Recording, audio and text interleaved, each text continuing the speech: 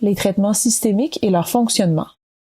Maintenant qu'on comprend mieux les bases de la santé de la peau, on comprend qu'on a quand même à essayer de contrôler le système immunitaire de notre peau, dans la peau.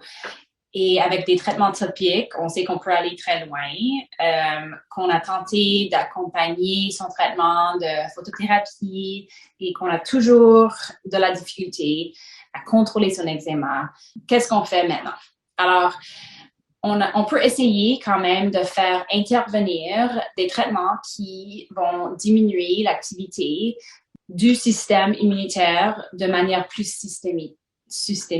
Alors, en général, pour ce faire, il existe plusieurs options de traitement qui peuvent être pris oralement ou par injection. Et on peut commencer par les distinguer dans deux grandes catégories auxquelles ces médicaments peuvent appartenir. On va vous dire que ces traitements sont des médicaments qui font rebalancer un système immunitaire qui est inflammé. Alors, même si c'est des médicaments qui a juste à supprimer la réponse immunitaire, c'est pour avoir le but d'avoir un système sain et rebalancé. Ce n'est pas pour couper l'efficacité du système immunitaire.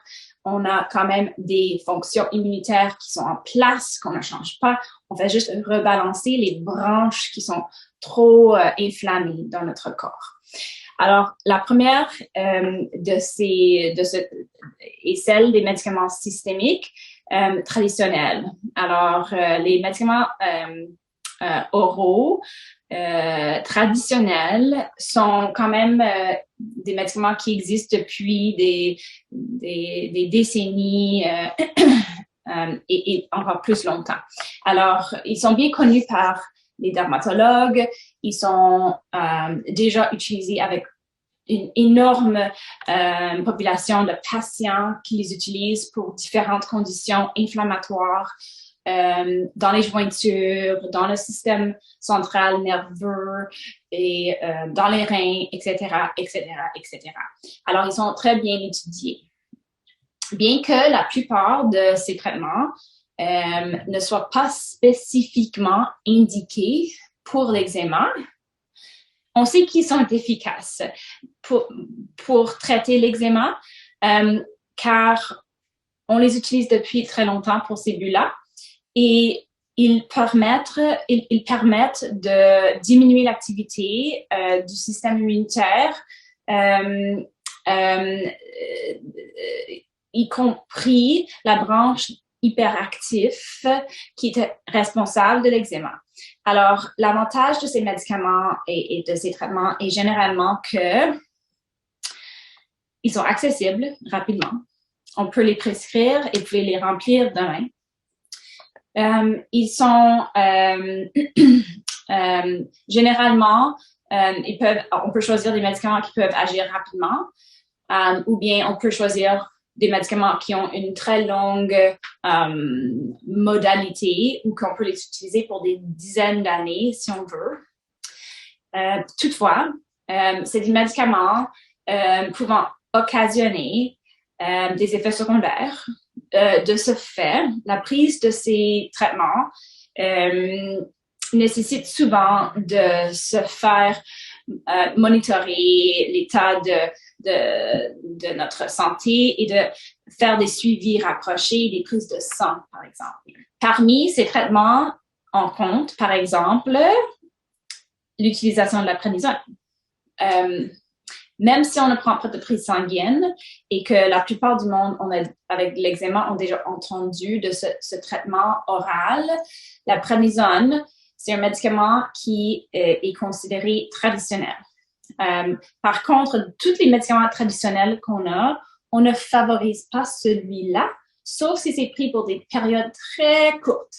Nous savons que cette option peut aider rapidement. Toutefois, ce traitement agit sur un très grand nombre de cellules.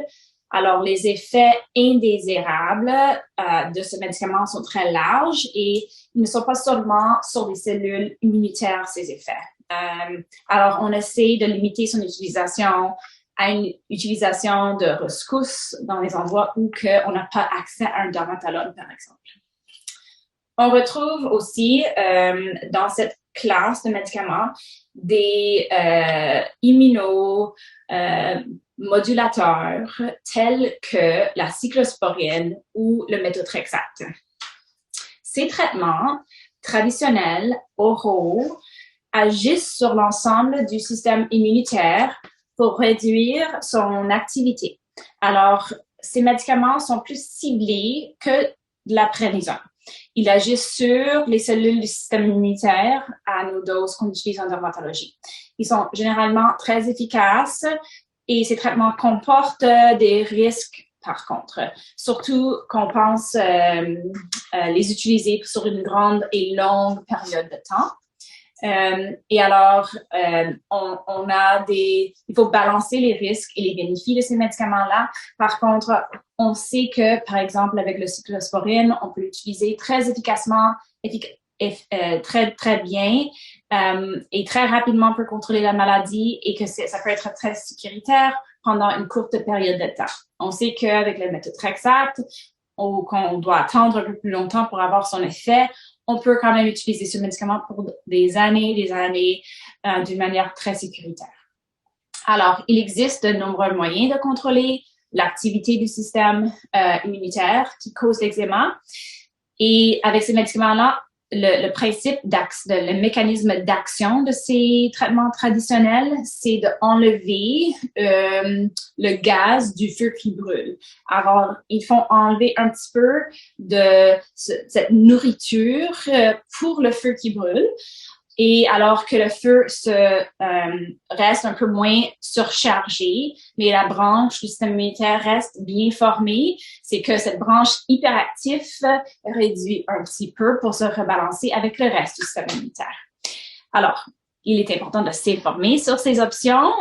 Il comporte nombreuses différentes considérations très personnelles.